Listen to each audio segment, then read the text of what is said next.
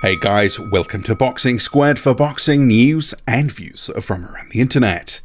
The WBC has delivered a bolt from the blue, revealing that Tyson Fury is set to be the next WBC mandatory challenger to the WBC strap. And you might be thinking, well hang on, isn't Dillian Whyte, hasn't he won the right to be the mandatory challenger? And the answer is yes, but the answer is also it's on hold. So talking to Boxing Social and the interviews up on their YouTube channel towards the end of a video with Mauricio Sulaiman, WBC president, and he goes on to talk about they need to have a mandatory in 2020, and at the moment the WBC mandatory position that Whyte had is on hold, it's suspended, as is the interim title, as this whole situation for Dillian Whyte with UKAD plays out. So he said that they need to have one for 2020, and Tyson Fury will be it. And this is obviously on the proviso that Deontay Wilder gets past Luis Ortiz, and the fight with Fury and Wilder happens in February 2020. But the signal was there is going to be a mandatory challenger in 2020. And it's not going to be Dillian Whyte. And I guess there's quite a few questions here just for me on this whole thing, because what if Dillian Whyte and his whole UKAD situation is resolved in a matter of weeks before the end of 2019 or even early 2020 before that fight? I mean, wouldn't you be sort of saying, well, if he is cleared and, whatever side of the whole Whyte situation you're on, it's almost irrelevant. But if UKAD did say to him, yep, there's no case to answer, here's the facts of the matter, there's no ban, yada, yada, yada, and the WBC accepted that, then Whyte, having been the mandatory challenger, would have that reinstalled by the WBC. But because of their recent ruling from their convention, he would have to wait until February 2021. Which kind of begs the question is, well, why did they need to have another mandatory ahead of that? Because it's not like Deontay Wilder faces mandatories every year. Since he's been a WBC champion since 2015, he's only faced a couple of mandatories, 2017, Berman Stavern, 2019, Dominic Breazeale. He did not have a mandatory in 2018. So what is the rush to have a mandatory in 2020? And why does it have to be Tyson Fury? He is the next highest rated contender after Dillian Whyte, but do they need to make him the mandatory challenger for that fight? Because at the moment, if Whyte is cleared, it's almost like he's been penalised further, and he's effectively would be becoming a second mandatory. And you may well recall, Dillian Whyte didn't want no parts of being the second mandatory. He was trying to petition the WBC to him being the mandatory over Dominic Breazeale. And he didn't want to have a second mandatory type fight against Luis Ortiz, opted to go another way. He said, look, I've fought so many WBC eliminators. I've been the number one challenger within the rankings for however long. This is obviously back in 2018 and also earlier in 2019. He said, I should be the mandatory.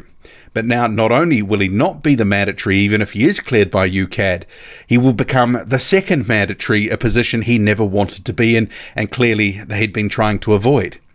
So this whole thing, it really is messy, murky, and you have to ask the question, well, what's the prompt from the WBC to do this? Is this, if they make it a mandatory, is there going to be more fees involved for them? Because you have to ask those sorts of questions, because it's a sanctioning body after all. They seem to exist to clip the ticket on the way through, take their cut, and if it's a mandatory fight, maybe it is a few more coins in their pocket. But in terms of Tyson Fury and a Deontay Wilder fight for February 2020, or even if it ends up being later in 2020, because there's no guarantees that Fury doesn't injure himself ahead of February 2020, and the same for Wilder. He's got a fight coming up on November 23rd, and as we know, Deontay Wilder is extremely injury prone, and it's been some considerable time since he just had a 3-month turnaround. But say that fight happens and he gets past Luis Ortiz and Tyson Fury is go for February 2020, then he will be the mandatory challenger according to the WBC. And it's these sorts of decisions and the inconsistency in the application around mandatories and the rhyme and the reasoning, you have to wonder, do Mauricio Sulaiman and the rest of the WBC just wake up one day and go, yeah, we're going to do this today? And then the next week, they've got a bit of a sore neck and go, no, we're going to change our ways.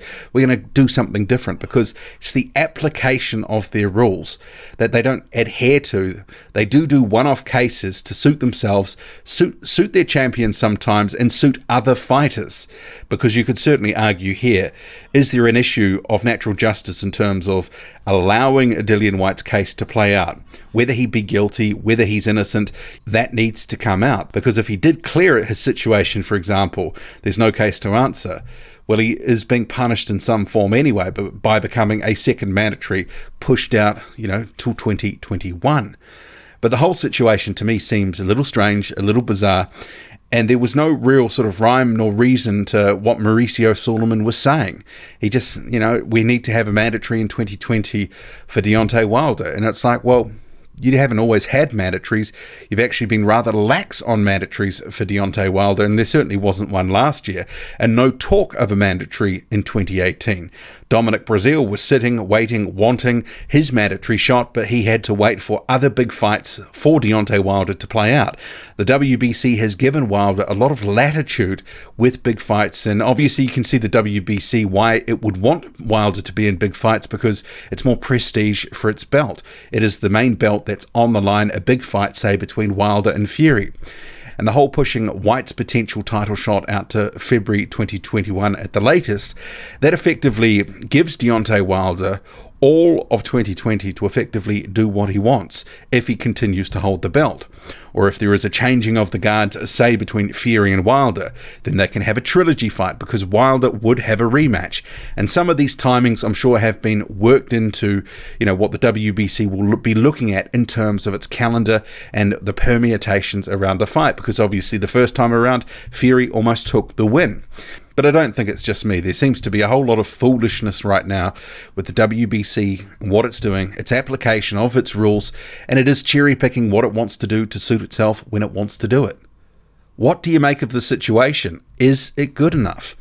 Should they be making Tyson Fury a mandatory, or should they wait till the whole situation with Whyte plays out before handing out any sort of mandatory status? Because what if it is resolved next week or next month? Well, what then? The WBC may have some egg on its face. A lot more than it already does, because there's certainly about a dozen or so eggs on its face right now, just from recent days and weeks. Drop a comment, loud and often. Hit like, hit subscribe. Follow me on Twitter, boxing_squared. I'm out.